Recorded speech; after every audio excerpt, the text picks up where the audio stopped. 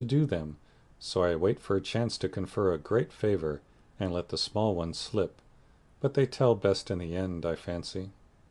Amy smiled, and was mollified at once, saying with a maternal air, "Women should learn to be agreeable, particularly poor ones, for they have no other way of repaying the kindness they receive. If you remember that, and practice it, you'd be better liked than I am, because there is more of you. I'm a crotchety old thing, and always shall be, but I'm willing to own that you are right.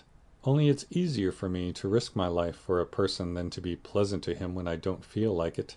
It's a great misfortune to have such strong likes and dislikes, isn't it? It's a greater not to be able to hide them. I don't mind saying that I don't approve of Tudor any more than you do, but I'm not called upon to tell him so, neither are you, and there is no use in making yourself disagreeable because he is. But I think girls ought to show when they disapprove of young men, and how could they do it except by their manners? Preaching does not do any good, as I know to my sorrow since I've had Teddy to manage. But there are many little ways in which I can influence him without a word, and I say we ought to do it to others if we can. Teddy is a remarkable boy, and can't be taken as a sample of other boys," said Amy in a tone solemn conviction, which would have convulsed the remarkable boy if he had heard it. "If we were belles, or women of wealth and position, we might do something, perhaps. But for us to frown at one set of young gentlemen because we don't approve of them, and smile upon another set because we do, wouldn't have a particle of effect, and we should only be considered odd and puritanical. So we are to countenance things and people which we detest, merely because we are not belles and millionaires, are we? That's a nice sort of morality. I can't argue about it. I only know that it's the way of the world, and people who set themselves against it only get laughed at for their pains. I don't like reformers, and I hope you never try to be one." "I do like them, and I shall be one if I can, for in spite of the laughing in the world would never get on without them. We can't agree about that. For you belong to the old set, and I to the new. You will get on the best, but I shall have the liveliest time of it. I should rather enjoy the brickbats and hooting, I think. Well, compose yourself now, and don't worry Aunt with your new ideas." "I'll try not to, but I'm always possessed to burst out with some particularly blunt speech or revolutionary sentiment before her. It's my doom, and I can't help it." They found Aunt Carroll with the old lady, both absorbed in some very interesting subject, but they dropped it as the girls came in, with a conscious look which betrayed that they had been talking about their nieces.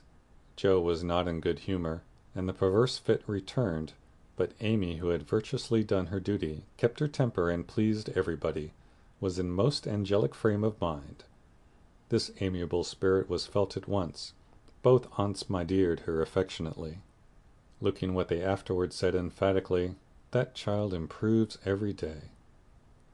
"Are you going to help with the fair, dear?" asked Mrs. Carroll, as Amy sat down beside her with the confiding air elderly people like so well in the young. "Yes, aunt. Mrs. Chester asked me if I would, and I offered to tend a table, as I have nothing but my time to give." "I'm not," put in Joe decidedly. "I hate to be patronized, and the Chesters think it's a great favor to allow us to help with their highly connected fair. I wonder you consented, Amy. They only want you to work." "I'm willing to work. It's for the freedmen as well as the Chesters, and I think it very kind of them to let me share the labor and the fun. Patronage does not trouble me when it is well meant." "Quite right and proper. I like your grateful spirit, my dear. It's a pleasure to help people who appreciate our efforts. Some do not, and that is trying," observed Aunt March, looking over her spectacles at Joe, who sat apart, rocking herself, with a somewhat morose expression.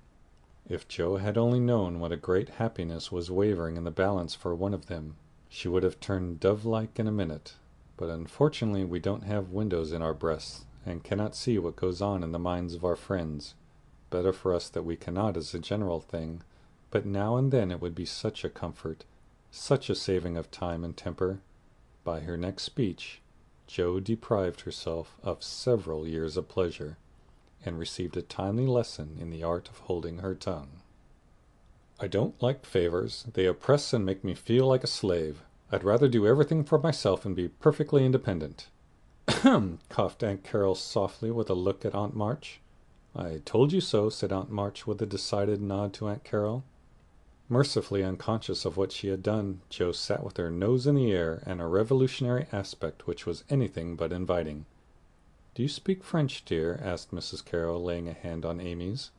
"Pretty well, thanks to Aunt March, who lets Esther talk to me as often as I like," replied Amy, with a grateful look which caused the old lady to smile affably.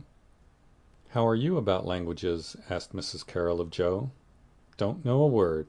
I'm very stupid about studying anything. Can't bear French. It's such a slippery, silly sort of language," was the brusque reply. Another look passed between the ladies, and Aunt March said to Amy, "You are quite strong and well, no, dear, I believe? Eyes don't trouble you any more, do they?" "Not at all, thank you, ma'am. I'm very well, and mean to do great things next winter, so that I may be ready for Rome whenever that joyful time arrives." "Good girl, you deserve to go, and I'm sure you will some day," said Aunt March with an approving pat on the head as Amy picked up her ball for her. "Cross patch, draw the latch, sit by the fire and spin," squalled Polly, bending down from his perch on the back of her chair to peep into Joe's face, with such a comical air of impertinent inquiry that it was impossible to help laughing. "Most observing bird," said the old lady. "Come and take a walk, my dear," cried Polly, hopping toward the china closet with a look suggestive of a lump of sugar. "Thank you, I will. Come, Amy," and Joe brought the visit to an end, feeling more strongly than ever that calls did have a bad effect upon her constitution. She shook hands in a gentlemanly manner, but Amy kissed both aunts and the girls departed, leaving behind them the impression of shadow and sunshine, which impression caused Aunt March to say as they vanished, "You'd better do it, Mary. I'll supply the money," and Aunt Carol to reply decidedly, "I certainly will, if her father and mother consent." End of chapter. Recording by CalmDragon.net.